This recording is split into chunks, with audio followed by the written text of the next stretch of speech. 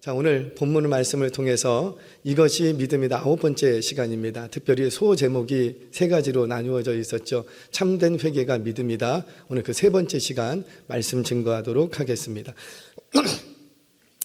어느 가정에 할머니를 모시고 사는 집이 있었어요. 하루는 아빠가 저녁에 이렇게 퇴근을 해서 집에 왔습니다. 샤워를 쫙 하고 이제 식탁에 식사를 하려고 이렇게 나가다가 아내가 굉장히 귀하게 좋아하는 화분이 있는데 그 화분을 이렇게 툭 쳐서 화분이 깨져버렸어. 그러니까 남편이 어때요? 너무너무 미안한 거예요. 여보 정말 미안해. 내가 정신이 어찌 됐나 봐. 내가 거기 있는 화분도 못 보고 내가 깨버렸네. 정말 미안해. 어떻게 하면 좋지? 그러니까 이 아내가 아니라고. 아까쯤에 내가 오전에 물을 주고 그 화분을 다시 원위치 시켜놓으려고 그랬는데 내가 깜빡하고 그냥 냅뒀다고. 내가 거기다 놔둔 게 내가 잘못이라고. 그랬더니 방에 있던 딸이 그 얘기를 듣고 막 뛰어나오면서 무슨 일이냐고. 쨍그렁 깨지니까 소리가 나니까 무슨 일이냐고. 이랬다 그러니까 아이고 엄마 아빠 내가 미안하다고. 내가 학교 갔다 와서 보고 내가 치워야 돼. 그거 보니까 좀 그럴 것 같아서 내가 치우려고 했는데 내가 샤워하고 치워야지 했는데 내가 깜빡했다고. 엄마 아빠 치우지 못한 젊은 놈이 치워야지. 내가 미안하다고. 그랬더니 방에 있던 할머니가 그 소리 듣고 막 튀어나왔어요. 뭔 일이냐 이래저래해서 화분이 깨졌다고. 아이고 내가 죽일 인생이라고. 아이고 집에 있는 내가 치워야지. 그걸 집에 있는 내가 치워야지. 이런 가정이 있습니다. 그런데 어떤 가정은 아빠가 이렇게 화분을 깨뜨렸어요. 그랬더니 아빠가 탁 버럭 화를. 누가 여기다가 화분을 갖다 놓은 거냐고. 누가 여기다가 막 화를 냅니다. 그랬더니 주방에 있던 아내가 씩씩거리면서 와가. 당신은 눈도 없냐고. 눈이 삐었냐고. 그걸 못 보냐고. 그걸 그래. 그러니까는 방에 있던 딸이 막 뛰어온다며. 또 싸운다. 또 싸워. 아이고 내가 이러니까 공부가 안 되지. 들어갔어요. 이제 할머니가 나옵니다. 뭐냐 이러면 아이고 나이 많은 내가 빨리 죽어야지. 이것들이 젊은 것들이 나이 든 사람 앞에서 뭔 짓이냐고. 내가 빨리 죽어야 되겠다. 여러분 어때요? 똑같이 화분이 깨졌는데 어떤 가정이 행복한 가정인 것 같아요? 화분이 안 깨진 가정이 행복한 것이 아니라 그 화분이 깨진 상황과 사건을 놓고 다 누구 때문에 그랬다고? 3주에 걸쳐서 회개에 대해서 말씀을 듣고 있습니다. 오늘 마지막 시간이에요. 조금 길 수도 있어요. 마지막 시간이에요. 첫 번째는 회개의 주체와 기준에 대해서 말씀을 드렸죠. 회개의 주체는 누가 되어야 되겠다? 성령 하나님. 죄송합니다. 회개의 기준은 뭐가 되어야 되겠다? 말씀. 옆집 아저씨의 윤리 도덕적인 삶이 나의 회개의 기준이 아니라 말씀이 나의 기준이 될 때, 회개의 기준이 될 때 참된 회개가 일어난다. 자, 지난주에는 말씀의 그 회개의 이유와 축복에 대해서 말씀을 나눴어요. 우리가 왜 회개를 해야 되는가? 왜 회개를 해야 된다? 바로 우리 안에 들어오는 분이 어떤 분이시니까? 거룩하신 분이. 처음 들어요? 우리 안에 들어오신 분이 거룩하신 분이시기 때문에 그래서 우리도 거룩하기 위하여 회개해야 된다. 그렇게 회개할 때 5가지의 축복이 주어진다고 그랬어요. 성령, 회복, 성령, 천국, 촛대, 응답. 그래 5가지 다 아시는 줄로 믿습니다. 자, 오늘은 회개의 3번째 시간으로 회개의 범위와 크기에 대해서 말씀을 하고 회개에 관한 말씀을 정리하려고 합니다. 여러분 참된 회개가 되려면 그 범위를 분명히 아셔야 돼요.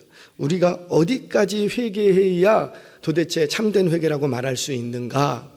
자, 오늘 본문은 포로에서 돌아온 이 백성들을 향하여서 에스라가 주도한 회개 운동을 기록한 내용입니다. 회개 운동. 이 회개 기도에, 회개 운동에 불씨가 됐던 사건이 하나 있었어요. 그 내용이 뭐냐면 1절이었습니다. 우리 1절 같이 한번 보겠습니다. 시작. 2일 후에 방백들이 내게 나와 이르되 이스라엘 백성과 제사장들과 레위 사람들이 이 땅 백성들에게서 떠나지 아니하고 가나안 사람들과 브리스 사람들과 여부스 사람들과 암몬 사람들과 모압 사람들과 애굽 사람들과 아모리 사람들의 가증한 일을 행하여 아멘. 그러니까 이 회개 운동이 일어났던 촉발됐던 불씨가 뭐였냐면 이 백성들이 가나안 원주민들이 행하는 가증한 일을 그들도 하고 있더라는 거예요. 그러면 그 가증한 일이 뭘까? 바로 성전이 재건되었는데, 성전이 재건되었으면 제사의 자리에 있어야 될 이 백성들이 성전이 재건됨에도 불구하고 이 백성들이 다 가나안 원주민들이 섬기는 이방신을 쫓아가서 음란하게 섬기고 있더라는 거예요. 죄다 우상숭배에 빠져 있는 거예요. 아니, 그전에는 우상숭배에 좀 빠져 있더라도 이제 성전이 재건됐으면, 이제 제사가 회복됐으면 이 백성들이 제사를 드리기 위해서 성전으로 모여야 되는데 너나 나나 할 것 없이 다 어디로 가 있다고요? 이곳저곳 상과들에 세워진 산당, 우상들에게 음란하게 거기 앞에 가서 섬기고 있더라는 거예요. 그래서 그 문제를 봤더니 도대체 왜 이렇게 성전이 세워졌는데 이렇게 음란히 섬길까? 그 이유를 들여다봤더니 이유가 따로 있더라고요. 2절 말씀 보겠습니다. 2절 시작. 그들의 딸을 맞이하여 아내와 며느리로 삼아 거룩한 자손이 그 지방 사람들과 서로 섞이게 하는데 방백들과 고관들이 이 죄에 더욱 으뜸이 되었다 하는지라. 아멘. 자, 여러분, 내 가정이나 어떤 비즈니스 현장에 어떤 문제가 생기고 공동체에 어떤 문제가 생기면 그 문제만 바라보시면 안 된다고요. 그 문제는 현상. 그 문제는 현상이고 그 현상이 일어날 수밖에 없었던 본질적인 이유는 따로 있는 거예요. 그래서 그 본질적인 이유를 찾아내서 그 이유를 해결을 해야, 정리를 해야 이 현상도 사라지는 거예요. 자, 이 백성들이 음란히 가서 이방신에게 섬기는 건 현상. 왜 이렇게 섬기는가 봤더니 그 원인이 뭐라? 다 죄다 이방 여인들을 아내로 삼거나 이방 여인들을 며느리로 삼았더니 그것이 본질. 그래서 뭐가 나타나고? 죄다 성전이 재건됐는데도 불구하고 죄다 가서 이방신을 음란히 섬기고 있더라는 거예요. 그런데 더 문제는 뭐냐면 이 심각한 죄의 핵심 멤버가 제사장들과 방백들과 고관들이 이 이방인을 다 아내로 맞이하거나 며느리로 삼았다라는 겁니다. 자, 제사장들과 방백들과 고관들이 이 죄에 앞장섰어요. 그런데 이것 때문에 누가 회개하냐면 에스라가 회개하더라는 거예요. 에스라가. 성경 보겠습니다. 3절 4절입니다. 같이 읽겠습니다. 시작. 내가 이 일을 듣고 속옷과 겉옷을 찢고 머리털과 수염을 뜯으며 기가 막혀 앉으니 이에 이스라엘의 하나님 말씀으로 말미암아 떠는 자가 사로잡혔던 이 사람들의 죄 때문에 다 내게로 모여오더라. 내가 저녁 제사 드릴 때까지 기가 막혀 앉았더니. 아멘. 에스라가 기가 막혀 속옷과 겉옷을 찢으면서 통에 자복하며 회개합니다. 누구의 죄 때문에? 자신의 죄가 아니라고요. 자기가 에스라가 이방 여인을 데려와서 아내 삼거나 며느리 삼은 게 아니라고요. 그런데 자신은 그런 죄를 짓지 않았음에도 불구하고 누구의 죄 때문에? 이 제사장들과 방백들과 고관들의 이 죄를 놓고, 이 공동체의 죄를 놓고 누가 회개하더라? 에스라 자신의 죄처럼 여기고 자신이 먼저 회개하더라는 거예요. 자, 이 에스라가 시작했던 이 회개 운동은 온 백성의 통해 자복을 끌어내고요, 마침내는 사회 전체를 하나님께 돌려놓는 대개혁의 모습으로 열매 맺게 됩니다. 자, 보이세요? 에스라의 죄가 아니라고요.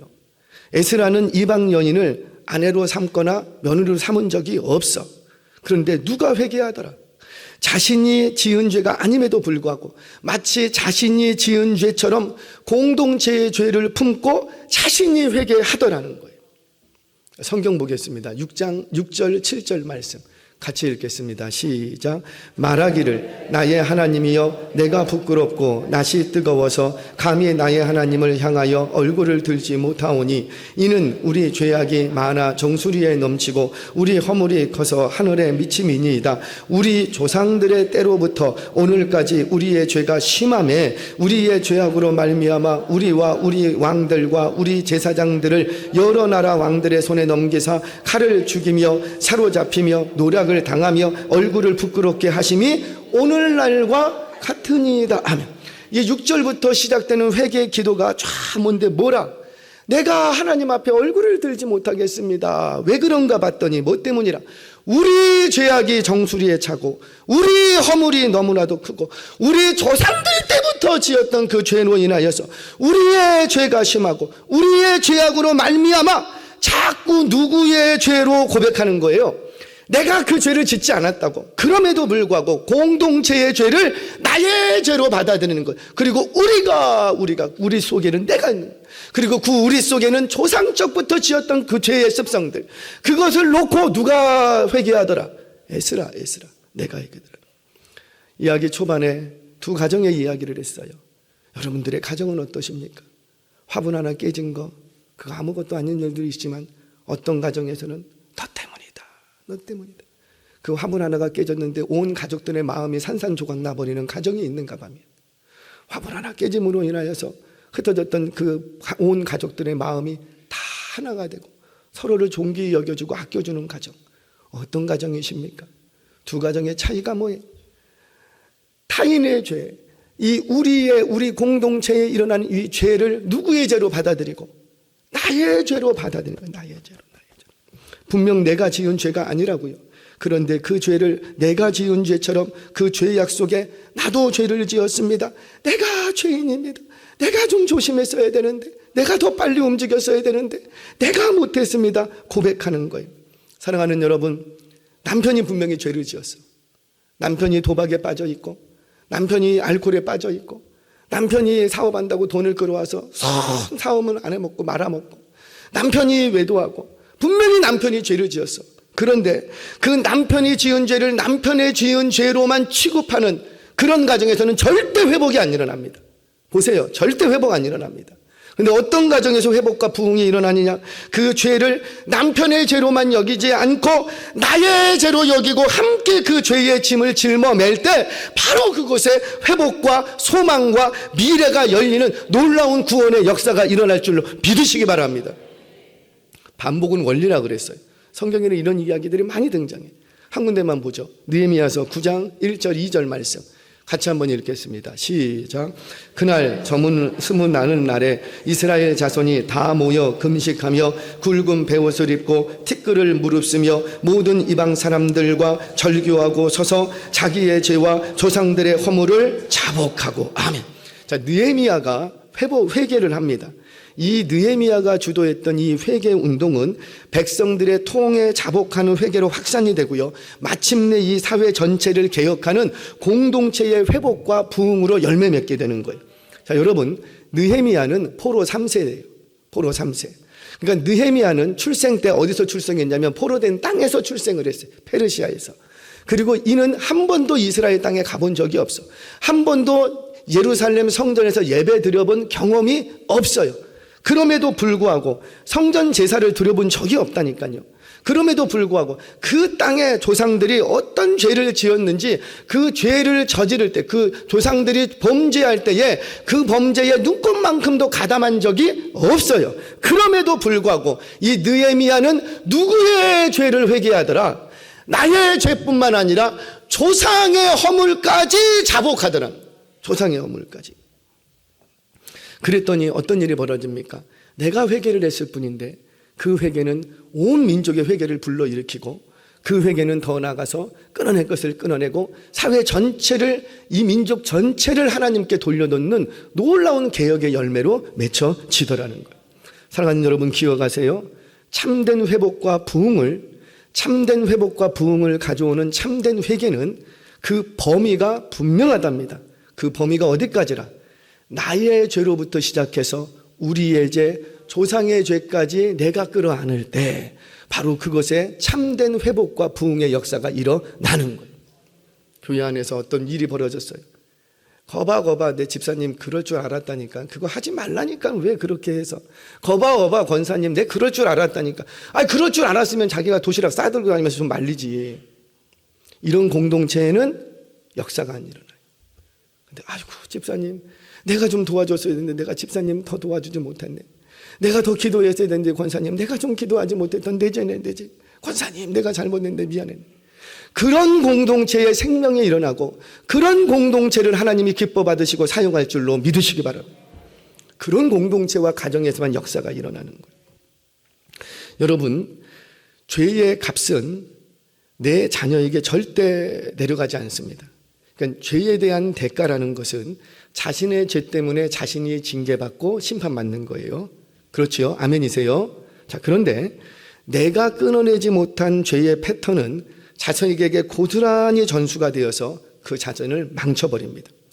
그래서 지금 내가 끊어내겠습니다. 내가 절대로 이 죄의 습성, 내가 부모로부터 받은 이 죄의 습성을 내가 자신들에게 절대 내려주지 않고 내가 여기서 끊어내겠습니다. 그게 회개라는 거예요. 그게 회개라는 거예요. 우리 가운데 저 뿌리 깊이 박혀있는 죄의 습성과 패턴들을 우리 다음 세대에게는 내가 절대로 내려주지 않겠습니다. 결단하고 끊어내는 게 그게 회개라는 거예요. 그래서 참된 회개는 나의 죄만 고백하고 끝나는 것이 아니라 나의 죄와 우리의 죄와 조상의 죄까지 내가 회개하는 거예요. 그렇게 참된 회개가 일어나는 가정은 달라요. 반드시 생명의 역사가 일어납니다.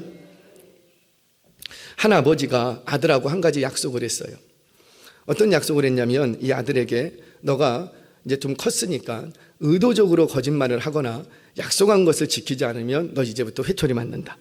그러면서 아버지하고 아들하고 구체적인 실천 방법 하나를 약속을 합니다. 그게 뭐였냐면 이 아들이 이제 중학생에 올라가. 근데 옛날에는 애들이 다 어디가 있었냐면 오락실 아세요? 맨날 그 오락실 앞에서 오락가는 게 아이들 취미고 일이었어요. 거기가 아이들이 모이는 곳이야. 근데 중학생이 돼서 어떻게 중학생이 오락실을 안 가? 요즘 말로 말하면은 중학생한테 핸드폰 뺏는 거하고 똑같이 어떻게 중학생이 오락실을 안 가겠냐고요. 근데 안 간다고 약속을 했어. 좀 참다가 못 참어. 그래서 가고 싶어. 그래서 엄마에게는 다른 데 간다고 학원 간다고 말을 하고는 막 가서 어디가 앉아있고 오락실에 앉아있는 거예요. 근데 갈 때 돈이 없으니까는 형아 저금통에서 동전 몇 개를 막 빼서 한 500원 빼서 이렇게 가서 이제 오락실 했어. 근데 그걸 아버지한테 들켰네. 그러니까 아버지가 어떻게 해요? 요놈 잘 걸렸다. 이번에 버릇을 좀 고쳐놔야 되겠다. 그래서 아버지가 딱 불렀어요. 너 거짓말했지? 엄마를 속였지? 너 아빠랑 약속 어겼지? 너 거기다가 형아 저금통에 손댔지? 너 회초리 맞아야 돼? 안 맞아야 돼? 맞아야 돼? 안 맞아야 돼? 맞아야 돼. 맞겠대. 그래서 회초리를 들었어요. 때리려는 순간 이 아버지의 머릿속에 자신이 지난날 지었던 죄가 퍼뜩 생각이 나더래요. 성령께서 순간적으로 깨닫게 하신 거죠. 자신이 어릴 때 누나의 저금통에서 돈을 훔친 게 생각이 나버렸어요. 그리고는 엄마에게는 참고서 산다고 하고 참고서는 10,000원인데 15,000원이라고 거짓말하고 5,000원 해버리고 그리고 또 회사에서 영수증을 제출해야 되는데 영수증을 조금 부풀려 갖고 이렇게 만들어 갖고 막 제출하고 옛날에는 회사마다 다 그게 관행이었거든요. 관례 그렇게 해갖고 좀 서로들 나눠 먹고 막 그런 게 비일비재했어. 그런데 그때는 그게 죄인지 몰랐어. 그런데 아이를 때리려고 아이의 죄 속에서 아이를 때리려고 회초리를 들었더니 뭐가 보이기 시작한 거예요. 아들의 죄 속에서 내 죄가 보이기 시작한 거예요. 내가 그때 끊어냈어야 되는데 내가 끊어내지 못했던 죄의 습성과 죄의 패턴이 고스란히 누구에게 전해지고 그 자식의 모습에 그대로 녹아들어있던. 그래서 이 아버지가 때리지를 못합니다.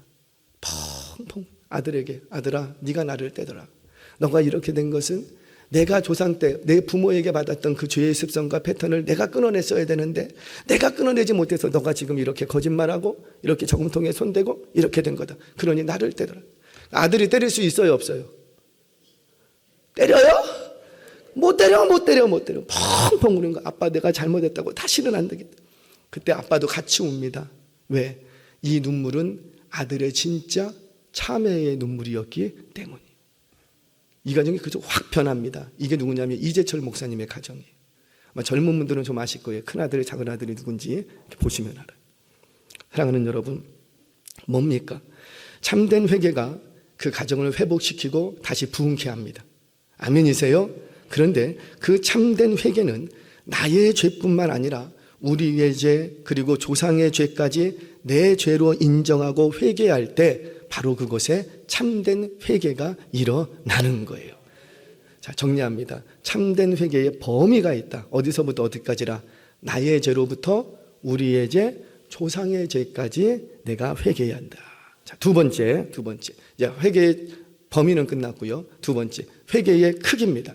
자, 회개의 크기는 뭐냐면 죄의 크기를 얘기해요. 도대체 어느 정도 사이즈의 죄를 회개해야 참되게 회개했다고 말할 수 있는가? 이만큼 큰 죄를 내가 통해 자복하며 회개했다고 말할 수 있는가? 아니라는 거예요.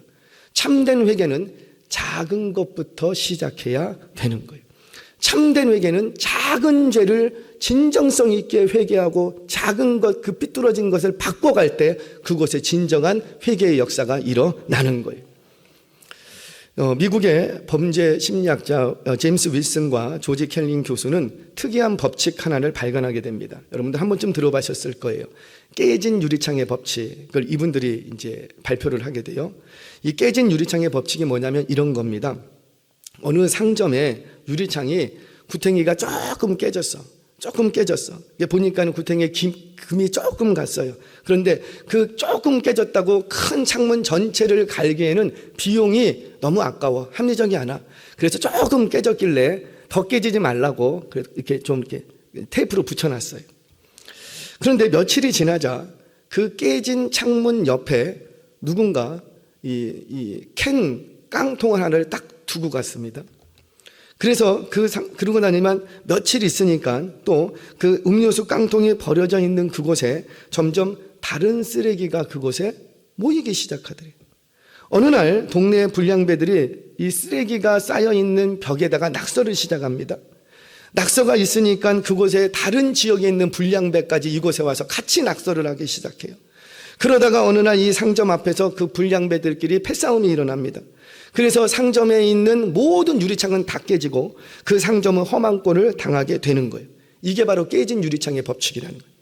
깨진 유리창처럼 아주 사소한 피해를 입었을 때 이것을 그때그때 처리를 하지 않으면 사소하다고 아무것도 아닌 것처럼 내버려두면 더 큰 범죄로 일어난다는 거예요.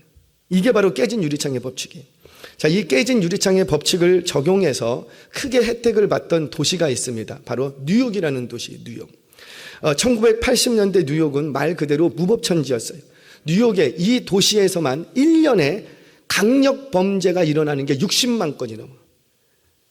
그러니까 이 도시 안에서만 60만 건. 그러면 이 도시 안에서만 강력 범죄만 60만 건이면 하루에 1700건 이상씩 일어나야 돼.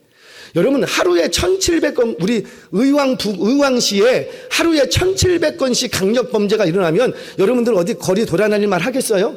못 돌아다녀. 어디서 무슨 일을 당할지 몰라. 하루에 1700건 이상이 일어나면. 그게 바로 뉴욕이었어요. 그래서 그 당시에 뉴욕을 여행하는 여행객들에게 이 주의사항이 절대로 뉴욕에 가면은 지하철에 가지 마라. 지하철 타지 마라. 왜? 모든 범죄가 여기서 다 일어나니까.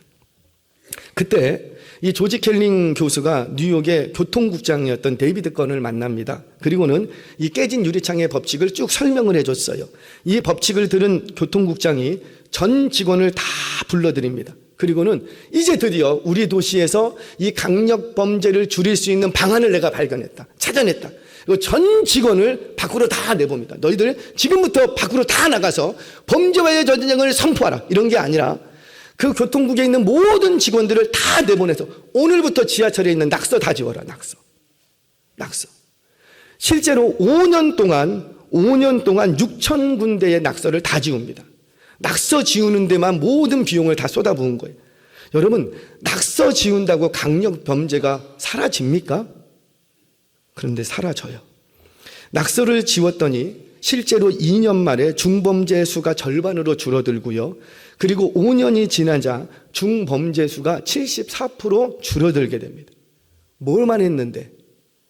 낙서, 지하철역에 낙서만 지웠는데 낙서. 자, 이 이야기를 뉴욕 시장이 듣고는요, 뉴욕 전역에 깨진 유리창의 법칙을 적용하는 거예요. 즉시로 모든 경찰은 나가서 건널목을 횡단할 때에 신호 안 지키면 무조건 딱지대라.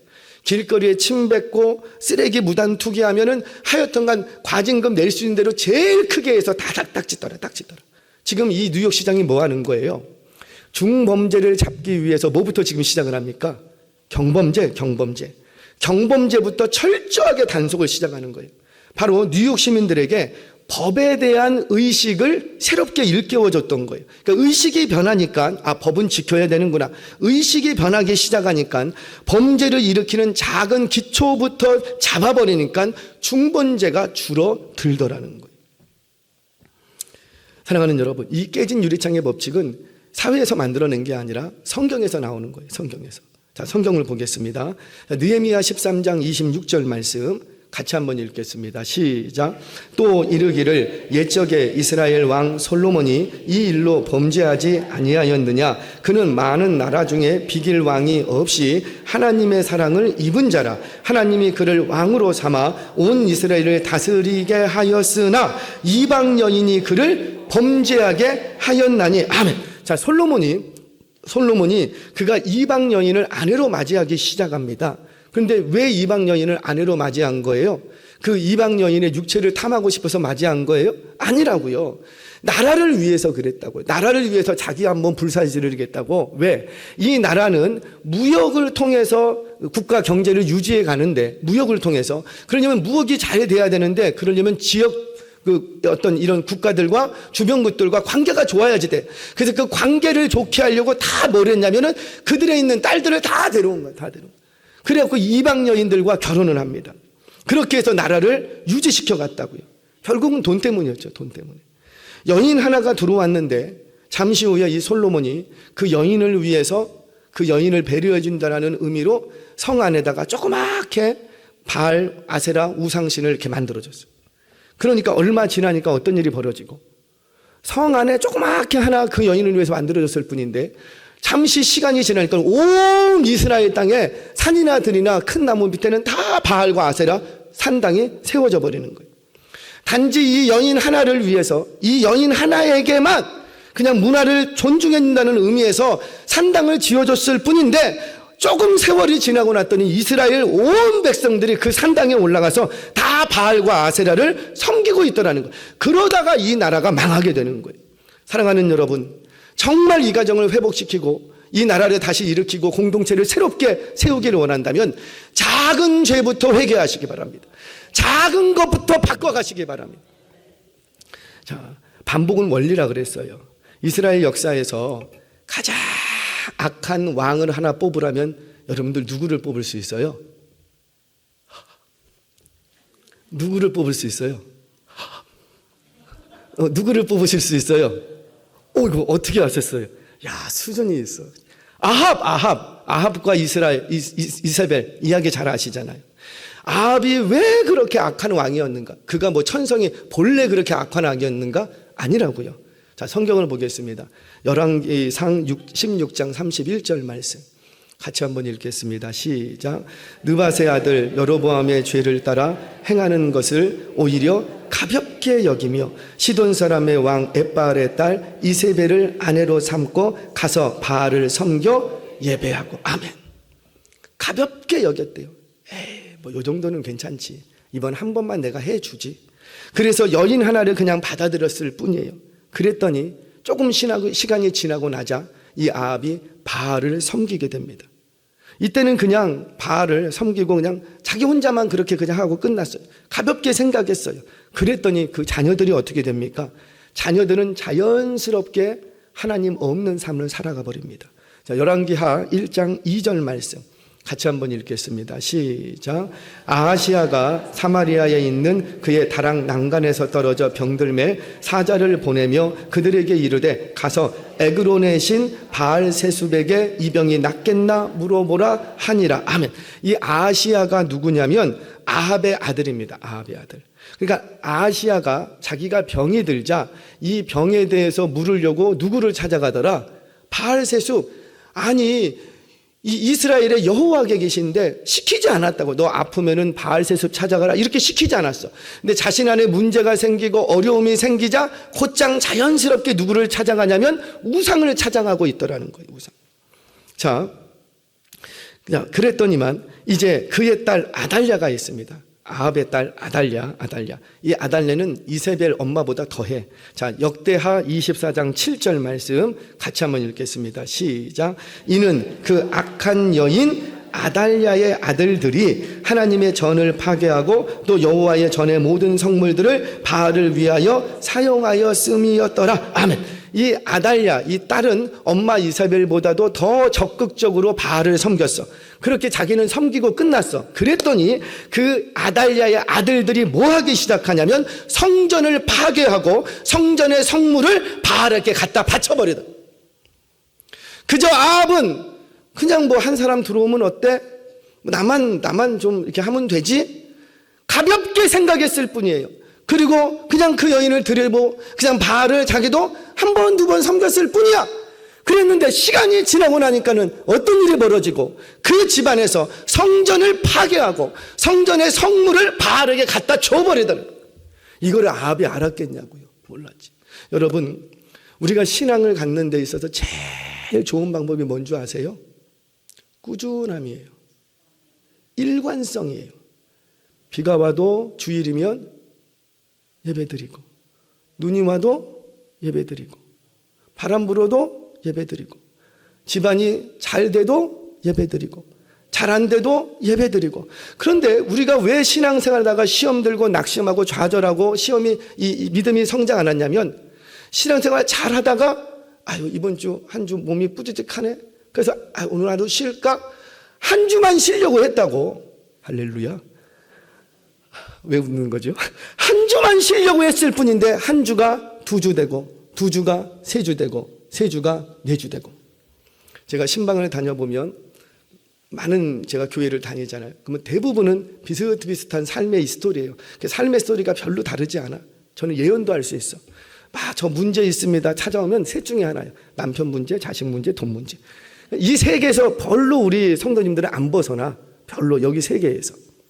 자, 신방을 갔어요. 그랬더니 이 권사님이 하시는 얘기가 자기가 신앙이 있었어. 근데 자기가 결혼할 때 남편은 신앙이 없었대요. 그런데 결혼 약속할 때 남편이 믿음을 갖기로 약속했대. 그리고는 세례도 받고 그래갖고 결혼을 했대. 결혼을 했던 신혼 초에는 이 남편이 하여튼 한 주도 빠지지 않고 1년, 2년, 3년, 4년 잘 나오더래. 그런데 무슨 일이 생겼는지 오늘 좀 몸이 아프다고 한 주 쉬겠대. 한 주 쉬기 시작하니까 어떻게 되고, 한 주가 한 달 되고, 한 달이 1년 되고, 1년이 2년 되고, 지금 20년째 못 나오고 있대. 한 번. 안 돼, 여보. 그거 마귀에 꼬이면 한 주라도 빠지면 안 돼. 제발 우리 나가자. 그때 그걸 정리했으면 이런 상황 오지 않는다고요. 사랑하는 여러분, 이 역사적인 사실을 에스라와 느헤미야는 너무도 잘 알고 있었어요. 더 이상 이 작은 죄라고 넘어갈 수 없었던 거죠. 그래서 너희들 그 작은 죄부터 이제 처음 시작 삐뚤어진 거 그거부터 정리해라. 그거부터. 그래서 너희 안에 있는 모든 이방 여인들을 다 내쫓으라는 거예요. 작은 것 하나 허용하고 넘어갔더니 어느새 뒤돌아보니 우리 가정은 무너져 있고 우리 공동체는 포로로 끌려가 버리고 말았던 거예요. 사랑하는 여러분, 기억하세요. 작은 죄부터 회개하고 작은 것부터 내 속에서, 내 삶 속에서 바꿔갈 때 바로 그것에 부흥과 회복의 역사가 일어나는 거예요. 말씀을 마무리하면서 우리 한 가지 이야기하고 마치겠습니다. 저가 서울 태생입니다. 부모님은 전라도 분들이신데 서울 태생이에요. 저는 주로 남산에서 밑에서 살다가 그리고 이사해서 간 곳이 중화동이라는 곳이에요. 혹시 육사 아십니까? 고두렁이거든요. 중화동, 그다음에 구리, 망우리 공동묘지 있고 구리 넘어가고 뭐 이런데, 그래서 상봉동, 면목동 요 동네에서 한 이 사역을 나가기 전까지 이 동네에서 살았어요. 계속 한 교회를 섬기면서. 그래서 그 동네를 제가 너무 잘 알아. 근데 제가 청소년 시절 때 이 동네에 청소년들이 험해. 어느 정도로 험하냐면 허리춤에 도끼를 차고 다닐 정도로 험해. 그래서 싸움 나면 도끼가 막 날아다니는 정도예요. 그러니까 말 다 한 거 아니에요? 이 동네는 미래가 없어. 다 가난한 사람들이 다 모여갖고 막 오지게 쓰면 갈 데가 없어서 공동묘지 밑에 살겠냐고요. 뭐 그런 사람들이 모여 있었으니까 그때 얼마나 힘들었겠어요. 그때 여기가 중랑경찰서나 관할이었습니다. 지금은 이렇게 새로 크게 지어져서 이렇게 옮겼거든요. 그 전에 있었을 때 전국에서 강력범죄 1, 2위를 다투던 관할이 이 중랑경찰서 관할이었어요. 특히 상봉동은요, 경찰조차도 야간에 순찰하기가 두려울 정도로 강력범죄가 많이 일어났던 지역이었어요. 자, 면목동에 한 교회가 상가교회였는데 부흥을 합니다. 상가교회가 계속 부흥을 해서 설모 목사님이세요. 아시는 분들도 있을 것 같아서 제가 이름은 밝히지 않습니다. 그 목사님께서 부흥을 하셨어요. 그래서 200명, 300명 돼. 그래서 목사님이 기도하다가 우리 이제 건축하자. 이 조그만 상가에서는 있을 수가 없다. 그래서 이제 200명, 300명 이제 성도들과 함께 건축을 하려고 건축을 선포했어. 그랬더니 그 다음부터 성도님들이 한 명 떠나기 시작하네. 그리고 점점 줄어드는 거예요. 왜 떠나는지 모르겠는데 점점 줄어들어. 그리고 목사님이 기도는 바로 해서 응답은 받았는데 건축은 해야 되겠는데 성도님들이 확 줄어버리니까 건축할 여력은 없고, 그러면서 하나님 어떻게 하면 좋습니까? 어떻게 하면 좋습니까? 건축을 하고 해야 되겠는데 선포는 됐는데 하나님이 마음 주셨는데 우리가 힘이 없습니다. 어떻게 하면 좋습니까? 기도하는데 그 상봉동에 그 좁은 골목이거든요. 좁은 골목을 쑥 타고 들어가면 주택가 안에 가운데 폐공장이 하나 있었어요. 폐공장. 그 폐공장이 싸게 나왔대. 그래서 이 목사님이 건축하지 말고 이 폐공장이 싸게 나왔다고 하니까 이거 사서 우리 리모델링해서 성전으로 쓰자. 그렇게 해서 그 폐공장을 사서 리모델링을 시작합니다. 근데 이 목사님이 리모델링에서 가장 먼저 한 게 뭐냐면, 이제 폐공장이니까 어떻게 해야 돼요? 건축 자재도 있고 이것저것 쓰레기가 온통 많아. 그래서 일단 쓰레기부터 치웁니다. 그리고는 사면에 가로등을 설치하기 시작하는 거예요. 24시간 가로등을 계속 비춰라. 환하게 비춰놓는 거, 환하게. 자, 그렇게 교회가 부흥하고 있었어요. 몇 달이 지났을까? 날마다 성경 공부하고 예배드리고 아침 저녁으로 성도들이 달랑달랑 합니다. 교회가 계속 부흥하는 거예요. 여러분, 부흥하는 교회는 특징이 있어요. 부흥하는 교회는 항상 불이 켜져 있습니다. 항상 밝아요. 항상. 왜? 항상 누가 있으니까. 사람이 새벽에도 불 켜지고 밤늦게도 불 켜지고. 그리고 부흥하는 교회를 가만히 가보세요. 항상 사람이 들랑달락 거려. 근데 죽어있는 교회는 어때요? 주중에 문이 닫혀 있거나 불이 다 꺼져 있거나, 그리고는 주일날만 불 켜져, 문 열어. 이거는 죽은 교회.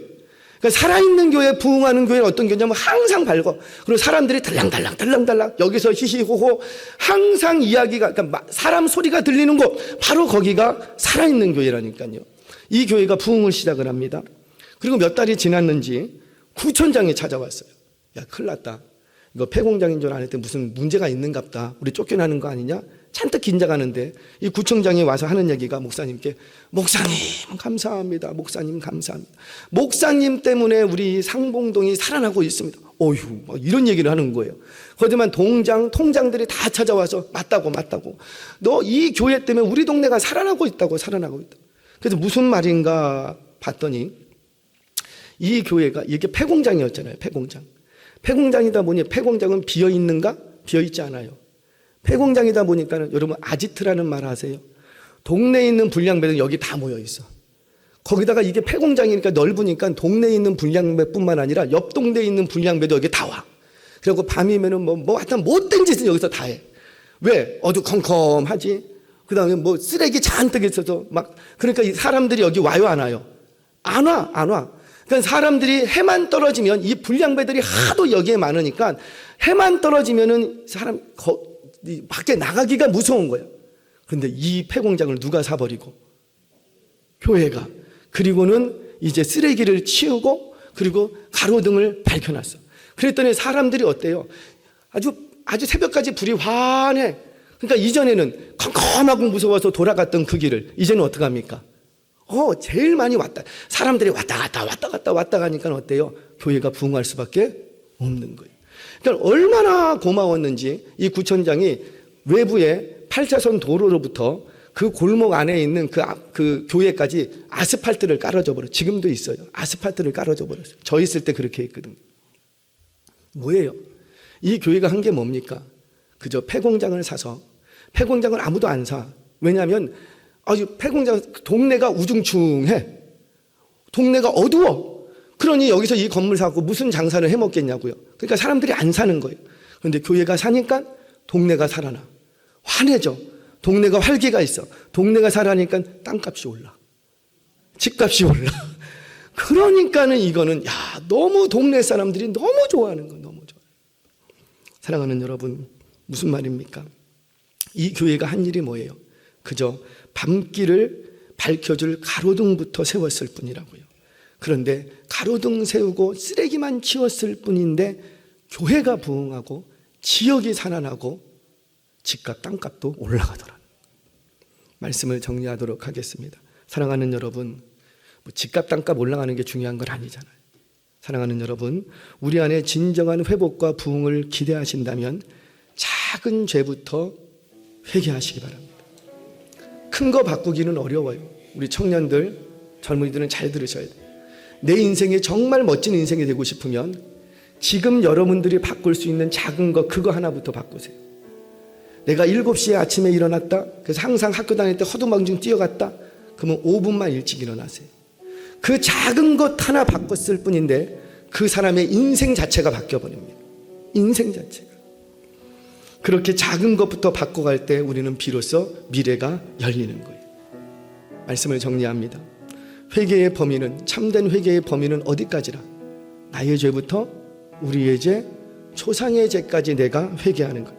내가 가지고 있던 나의 죄의 그 습성과 패턴을 내가 끊어내겠다는, 절대로 자녀에게 이 죄악 속에서 나의 죄를 발견하면서 남편의 죄악 속에서 나의 죄가 보여질 때 비로소 그 가정에 반드시 회복과 부흥의 열매가 일어나는 거예요.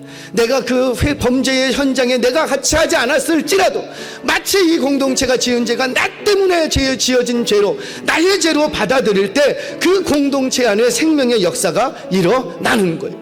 참된 회개는 작은 것부터 회개하랍니다.